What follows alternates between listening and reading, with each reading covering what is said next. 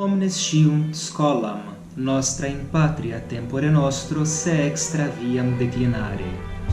Nam tam sepe dicitur, locutio quasi sententia videtur, ut plebem instruere rei publice non convenit, et mec est debilis institutio, cuius pares sepe nesciunt quod faciunt, et scelerosa et superflua est capes, quae vendit a theses quas nemo nec extra patriam nec inea leget, et cetera huius modi.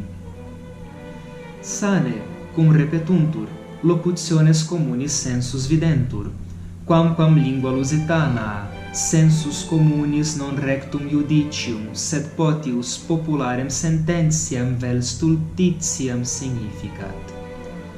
Forte ea de causa, qui institutiones denunciant, sanas in animo putat ipsas, cum querunt excellentes subeorum criteriis universitates.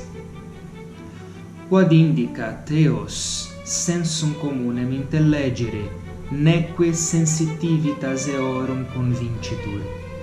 Populus autem sapiens videtur, cum appropinque eius sensus ad veritatis locum. Spectemus examines, quae PISA nominantur, de acronimo anglico Program for International Student Assessment, ac re de quoloquor clare videbis. In litteris 2012 anno Domini, ubi condita est schola, patria nostra, quinquagesimum quintum locum occupavit in sexagita quinque patriis probatis.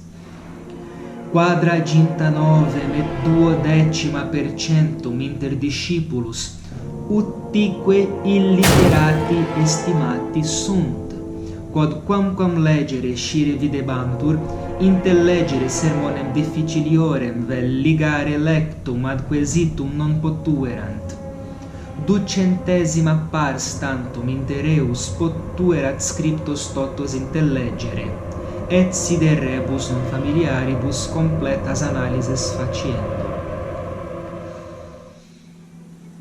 Etiam in terra Brasilis, ars poetica non est quod erat ante medium saeculum. Vere artes omnes peiores videntur, atque cultura perdidit suum originalis sensum. Is de factis unam sententiam intuemur, quoddam de schola nostra de est nam turpis seabet. Quid ec autem referunt latinitatis, nam incipere latinitatis studium reactio frivola videtur. Sed sana est reactio, cum seabet contra malum.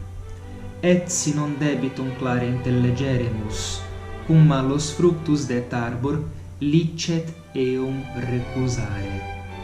Hoc in casu, arborem recusare est ad traditionem animum vertere, facere conari quod primum faciebamus, cum malum non dumerat. Verum et vero, plurimi sunt casus lingue latine studende.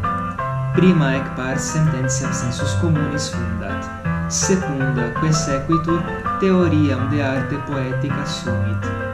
Te expectamus.